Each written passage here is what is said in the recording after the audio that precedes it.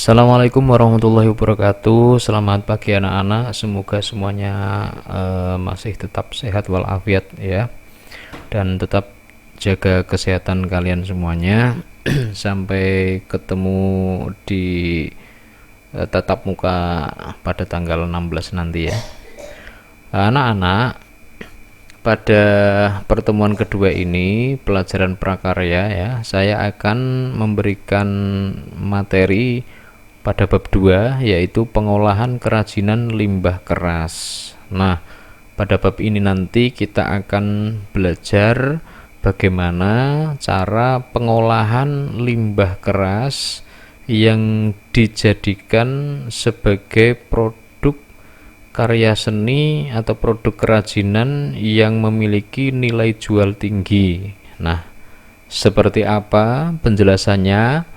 Langsung saja yuk kita simak materinya ya.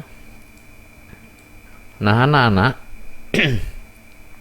produk kerajinan dari bahan limbah keras yang dimaksud tadi adalah limbah organik dan anorganik.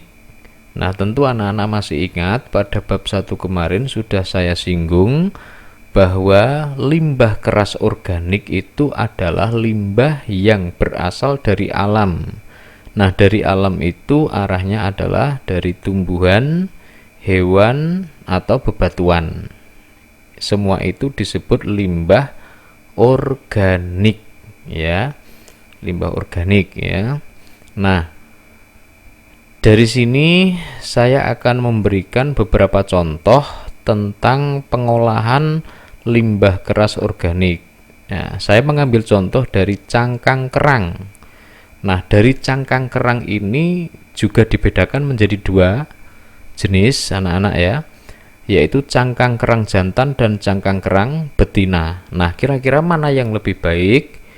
Nah, yang lebih bagus kualitasnya adalah cangkang kerang betina, karena memiliki sifat yang lebih lebar, tebal ya, kemudian tidak mudah rapuh, sehingga ketika dibuat kerajinan itu tidak mudah pecah, tidak mudah rapuh. Lah ini bedanya cangkang kerang betina dengan cangkang kerang jantan.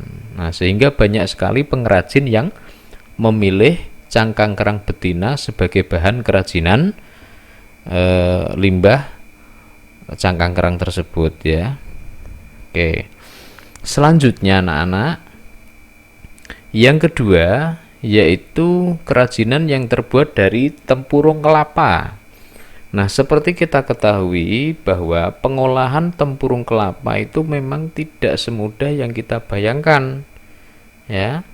Coba kita bayangkan saja. Nah, tempurung kelapa itu sebelum diambil tempurungnya itu isinya ada daging buah kelapa ya, yang warna putih itu. Nah, kemudian cara mengambilnya pun harus hati-hati agar bentuk tempurungnya tidak rusak. Nah, maka proses pemisahan daging kelapa dengan tempurung ini harus ekstra hati-hati agar tempurungnya nanti masih bisa digunakan dengan baik ya. Seandainya pecah ya toh, itu pun masih bisa digunakan nantinya ya, entah nanti dijadikan sebagai pernak-pernik gelang, kalung, atau yang lainnya ya. Tapi misalkan kalau ingin dibuat menjadi kerajinan cangkir atau gelas, maka bentuknya pun tidak boleh rusak ya. Jadi itu proses pembuatan kerajinan dari tempurung kelapa. Nah, kemudian dibutuhkan alat lagi yang dapat menghaluskan permukaan tempurungnya agar tidak kasar ya, agar kelihatan lebih bagus, maka dibutuhkan alat yang bisa menghaluskan permukaan tempurungnya ya. Meskipun agak susah anak-anak, namun banyak sekali pengrajin yang masih telaten ya membuat kerajinan dari bahan tempurung kelapa ini. Nah, buktinya apa? Silakan anak-anak ke dapur melihat ya, apakah ibu kalian itu memiliki sendok sayur yang terbuat dari tempurung kelapa, atau asbak rokok, tempat minuman, aksesoris misalkan ya, kalung, gelang, dan lain-lain yang terbuat dari tempurung kelapa. Nah, silahkan nanti dilihat ya. Selanjutnya, yang kedua adalah kerajinan bahan limbah keras anorganik. Nah, pada bab 1 kemarin juga sudah saya singgung anak-anak. Limbah keras anorganik itu limbah yang dihasilkan oleh industri. Ya. Contohnya adalah plastik. Nah, plastik ini merupakan limbah keras anorganik yang bisa didaur ulang.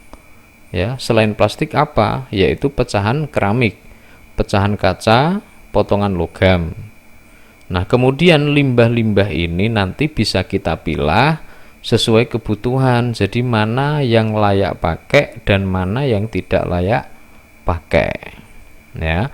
Kemudian untuk contohnya saya mulai dari limbah plastik dulu, misalkan pot bunga yang terbuat dari botol bekas. Nah, coba anak-anak siapa yang sudah pernah membuat kerajinan pot bunga yang terbuat dari botol bekas. Nah, barangkali kok ada di rumah pernah membuat, nah bisa difoto nanti dikirim ke saya ya, dikirim di grup ya, bukan ke pribadi, kirim ke grup. Nah, nanti saya tambah nilainya. Kalau tidak punya tidak apa-apa ya, tidak wajib. Kemudian tempat lampu yang terbuat dari sendok plastik warna putih ya. Nah, misalkan kok anak-anak dapat nasi catering ya atau berkat. Nah, kemudian di situ ada sendoknya yang warna putih plastik itu ya. Nah, itu dikumpulkan kemudian nanti bisa dijadikan sebagai bahan kerajinan ya. Kemudian yang dari limbah pecahan keramik misalnya ya, lukisan dari pecahan keramik. Ini bisa menggunakan cara ditempel atau mozaik. Nah, langkah awal mungkin misalkan kita ingin menggambar gajah. Nah, gajah itu kita gambar dulu sketsa ya, desain sketsanya. Nah, setelah itu nanti kita ambil beberapa potongan keramik secukupnya, kemudian kita tempel pada sketsa yang sudah kita gambar. Nah, sehingga terbentuklah lukisan gajah yang terbuat dari pecahan keramik. Ya, kira-kira seperti itu contohnya. Nah, anak-anak setelah memahami pengolahan limbah keras organik dan anorganik, di sini saya buat kegiatan kompetensi. Ya, perintahnya ada 2. Silahkan anak-anak memilih salah satu saja. Ya, salah satu saja nanti dijawab. Yang pertama, ya, perintahnya membuat konsep kerajinan dari limbah cangkang kerang. Misalkan anak-anak saya beri cangkang kerang. Nah, itu anak-anak mau bikin apa? Ya, silahkan ditulis ya. Kemudian bahan-bahannya apa saja, selain cangkang itu bahannya apa saja, misalkan lem atau apa gitu, silahkan nanti ditulis. Kemudian cara membuatnya bagaimana? Silahkan ditulis juga ya.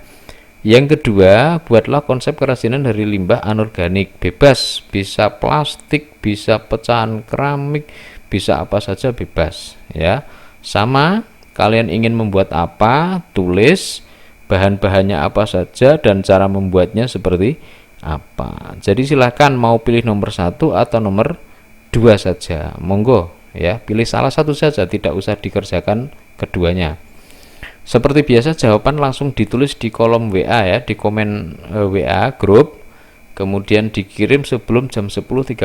Bagi yang terlambat mengirim atau tidak mengerjakan, maka saya nyatakan tidak hadir.